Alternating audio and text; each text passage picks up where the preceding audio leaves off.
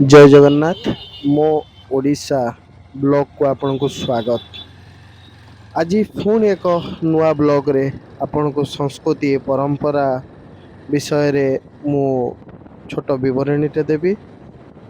बर्तमान मयूरभंज आम ओडिशा बॉर्डर रु दीर्घ 35 किलोमीटर वेस्ट बेंगल भितर को आसिले जेहेतु ये भारतर माटी पुण्यर माटी महापुरुष मानकर माटी आ एठी देह होई जन्म नहीं महाप्रभु श्री रामचंद्र कृष्णଙ୍କ ଭଳି ସେହି ପୁଣ୍ୟ ଭୂମିରେ ମର୍ଯ୍ୟାଦା ପୁରୁଷୋତ୍ତମ ରାମ ଯେତେବେଳେ ବନବାସ କରିଥିଲେ ବହୁତ କିଛି ଜିନିଷ ଛାଡ଼ି ଦେଇ ଯାଇଛନ୍ତି ଯାହା ଲୋକଲୋଚନରୁ ଦୂରେଇକି ରହୁଛି।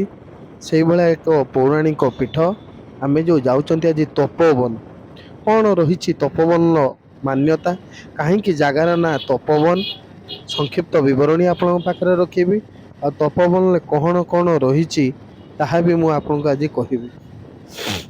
ତପୋବନ ଦେଖୁଥିବେ ପ୍ରାକୃତିକ ସୌନ୍ଦର୍ଯ୍ୟ ଭରା ଭିତରେ ଲାଲଗୁଡ଼ି ରାସ୍ତା ବି ଏତେ ଡେଭଲପ୍ ହେଇନି।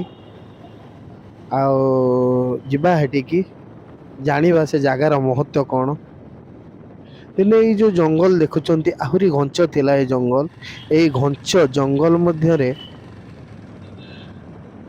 ସାତଖଣ୍ଡ ରାମାୟଣ ରଚନା କରିଥିବା ବାଲ୍ମୀକି ଦିନେ ଏଇ ଜଙ୍ଗଲରେ ରାଜ କରୁଥିଲେ। ପ୍ରଥମେ ସେ ଦସ୍ୟୁ ରତ୍ନାକର ହିସାବରେ ନିଜର ଆଧିପତ୍ୟ ସାରା ସଂସାରରେ ବଜାଇ ରଖିଥିଲେ। ଦସ୍ୟୁ ମାନେ କ'ଣ? ଦସ୍ୟୁ ହେଲା ରାସ୍ତାରେ ଯାଉଥିବା ନିରୀହ ଲୋକଙ୍କୁ ପିଟିବା, ମାରିବା, ତାଙ୍କ ପାଖରୁ ଧନ ସମ୍ପତ୍ତି ଲୁଣ୍ଠନ କରିବା ହେଲା ଦସ୍ୟୁ। ସେଇ ଦସ୍ୟୁ ସର୍ଦ୍ଦାର, ସେ ଯେଉଁ ଦସ୍ୟୁ ସର୍ଦ୍ଦାର ଥିଲେ, ସେଇ ଦସ୍ୟୁ ସର୍ଦ୍ଦାର ଏହି ଜଙ୍ଗଲ ଥିଲା ତାଙ୍କର ଚରାଭୂଇଁ। କିନ୍ତୁ ତାଙ୍କର ଦିନେ ଏମିତି ମନ ପରିବର୍ତ୍ତନ ହେଲା, ସେ ଆଜି ଦସ୍ୟୁ ରତ୍ନାକରରୁ ବାଲ୍ମୀକି ସାଜିଥିଲେ। ଆସନ୍ତୁ ସେ ଜାଗାର ଆମେ ତ ପହଞ୍ଚି ଗଲେଣି, ବୁଲିବା ଦେଖିବା କ'ଣ ରହିଛି ଦସ୍ୟୁ ରତ୍ନାକର, କ'ଣ ଜାଗାର ମହତ୍ଵ, ତପୋବନର କ'ଣ ମହତ୍ଵ। ଏଟା ୱେଷ୍ଟ ବେଙ୍ଗଲରେ ପଡ଼ୁଛି। ଆଉ ଏଇ ଯେଉଁ ଛୋଟ ଇଏଟେ ଦେଖୁଛନ୍ତି ନଈ ଟାଇପର ଫୁଲଟା ଅଛି, ଏଟା ମାଳିନୀ ନଈର ଉତ୍ପତ୍ତି ସ୍ଥଳ। ତ ଆଗକୁ ବଢୁଛନ୍ତି ଜଙ୍ଗଲ ଘେରା ଭିତରେ, କେହି ନାହାନ୍ତି, ବୁଝିପାରିଲେ। ତା ଭିତରେ ୱେଷ୍ଟ ବେଙ୍ଗଲ ପୋଲିସର 2 ଜଣ ଭାଇ ଆସୁଛନ୍ତି। ତାଙ୍କ ପରେ ସଂକ୍ଷିପ୍ତ ବିବରଣୀ ନେଇ, ଏଇଟା ହେଲା ସେଇ ମାଳିନୀ ନଦୀ ଯୋଉଠି କଥାବସ୍ତୁ ଅଛି ମା ସୀତା ଦିନେ ଏଇଠି ଗାଧେଇଥିଲେ। ସେଇ ଦିନରୁ ଏଠି ପାଣି କେବେ କମି ନାହିଁ। ଏ ସୁନ୍ଦର ପ୍ରାକୃତିକ ଭରା ଭିତରେ ଆମେ ତ ଆସିଲେ, ଦେଖେଇଲି ଆପଣଙ୍କୁ ପ୍ରାକୃତିକ ସୌନ୍ଦର୍ଯ୍ୟ ଭରପୁର ଏ ଜାଗାରେ। ଏତେ ଡେଭଲପ୍ ନହେଲେ ବି ଜାଗାର ମହତ୍ଵ ବିଶେଷତ୍ଵ ବହୁତ ଅଧିକା। ଆଉ ତ ମନ୍ଦିର ବୋଲି କିଛି ନାହିଁ। ଆଉ ସେ ଯେଉଁ ଜାଗା ଦେଖୁଛନ୍ତି ଏଟା ହେଲା ଯଜ୍ଞଶାଳା। ଏଇଟା ସେଇ ଯଜ୍ଞ କୁଣ୍ଡ, ସେବେଠାରୁ ଅଛି ଯଜ୍ଞ କୁଣ୍ଡ। ଯେତେବେଳେ ମନ ପରିବର୍ତ୍ତନ କରିଥିଲେ ଏହିଟି ବାଲ୍ମୀକି ଯଜ୍ଞ କରୁଥିଲେ, মান্যতা আছে। আসন্তু বাবাଙ୍କ পাখରୁ শুনিবা। গভীর জঙ্গলে লোকজনকে মানে কি করতেন, সংহার করতেন, বিনাশ করতেন। আর যা ওদের কাছে ধন সম্পদ থাকতো সব লুট করে নিয়ে বাড়িতে যেতেন। তারপর ভগবান বিষ্ণু এই জঙ্গলে পাহারা দিয়ে ব্রহ্মাকে পাঠালেন, ও ব্রহ্মাকেও মারবে।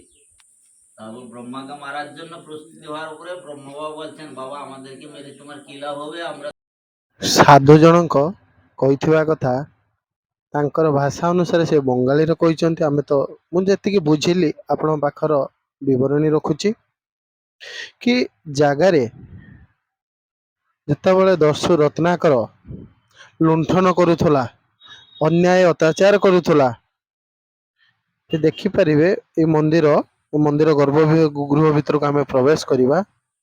ଆଉ ମନ୍ଦିର ଭିତରେ ପୂଜା ପାଉଛନ୍ତି